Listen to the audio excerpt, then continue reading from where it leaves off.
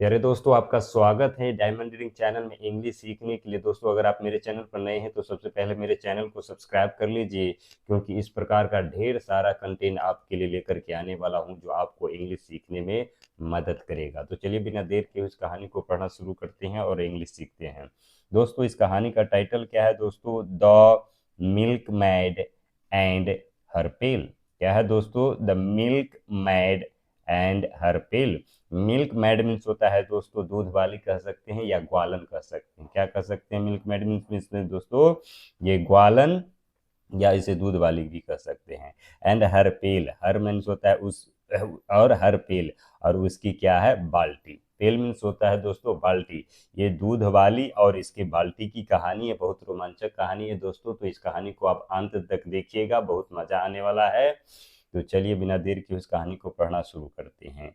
A milkmaid was returning from the field after gathering some milk. क्या है दोस्तों? A milkmaid was returning from the field after gathering some milk. एक दूध वाली, इसका हिंदी अनुवाद इस प्रकार करेंगे दोस्तों। एक दूध वाली कुछ दूध इकट्ठा, गैदरिंग मीन्स होता है दोस्तों इकट्ठा, सम मीन्स होता है कुछ, मिल्क मीन्स होता है दूध, यानी कुछ दूध इकट्ठा करने के बाद, आफ्टर मीन्स होता है दोस्तों बाद, यानी कि एक दूध वाली कुछ दूध इकट्ठा करने के बाद, कुछ दूध इकट्ठा करने के बाद फील्ड से यानी खेत से लौट रही थी। क्या हो रही थी दोस्तों? एक दूध वाली कुछ दूध इकट्ठा करने के बाद खेत से लौट रही थी। कहां से लौट रही थी दोस्तों? खेत से लौट रही थी। She was balancing a shining milk pail on her head. She was balancing, वह जो है, वह कौन? ये लड़की दूध वाली अपने सर पर, वह अपने सर पर, हेड मीन्स होता है दोस्तों सर, वह अपने सर पर ए शाइनी मिल्क पेल, एक चमकीले दूध वाला बाल्टी, बैलेंसिंग यानी क्या कर रही थी? वो बैलेंस बढ़ा रही थी। माथे पर एक बाल्टी को वो रखी हुई थी, वह दूध के बाल्टी जो गिर रहा था तो उसको वह बैलेंस कर रही थी, यानी कि संभाल रही थी।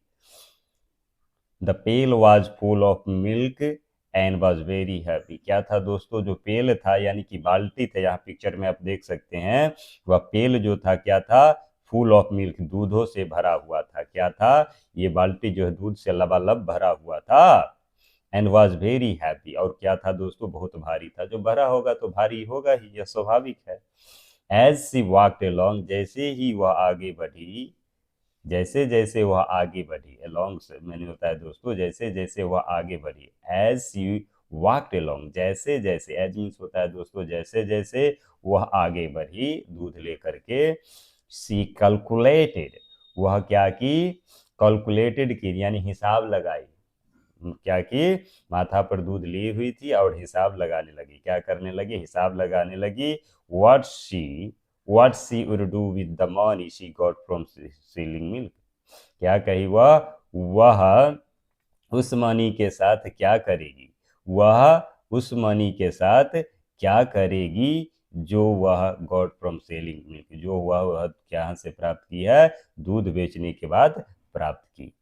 क्या बोली वह? What she would do with the money. क्या दोस्तों? वह उस पैसों के साथ क्या करेगी? She got from selling milk, जो वह दूध बेचने के बाद प्राप्त की थी।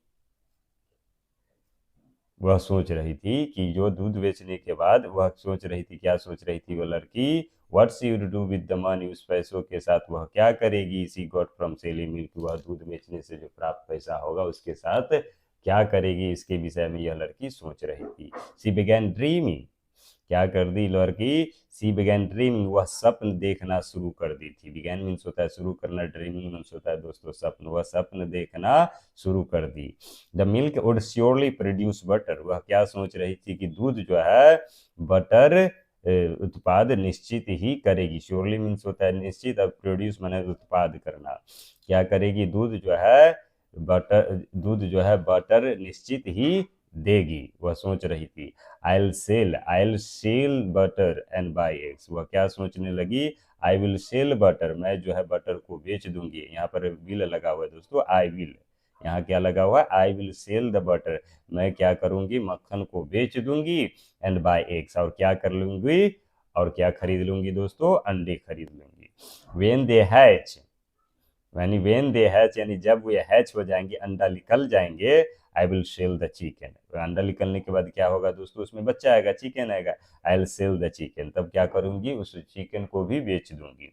एंड मेक मोर मनी, और क्या करूंगी, बहुत सारा पैसा बनाऊंगी। I can buy a beautiful dress and a cheap hat, और क्या सोचने, I can buy a beautiful dress, जब मेरे पास पैसा हो जाएगा तो क्या कर सकती हूँ, I can a beautiful dress, मैं एक सुंदर ड्रेस खरीद सकती हूँ। क्या कर सकती हूँ, आई can buy a beautiful dress, मैं जो है एक सुंदर ड्रेस खरीद सकती हूँ। एंड ए चीप हैट, और क्या खरीद सकती हूँ दोस्तों, एक जो है चिपटा हुआ टोपी, जिससे कि माथा पर अगर बाल्टी को रखेंगे तो नहीं गिरेंगे। वह सोचने लगी, ड्रीम देखने लगी। सी कंटिन्यूड टू ड्रीम, वह जो है अपना सपन जो है लगातार देखती रही। कंटिन्यूड मीन होता है दोस्तों लगातार देखने लगी।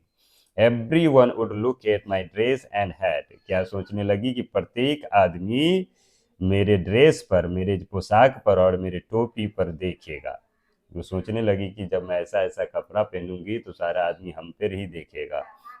And I shall just toss my head like this, और क्या बोली, मैं लाइक दिस यानी इस प्रकार से अपने सिर को क्या करूंगी, टोस करूंगी यानी हिलाऊंगी।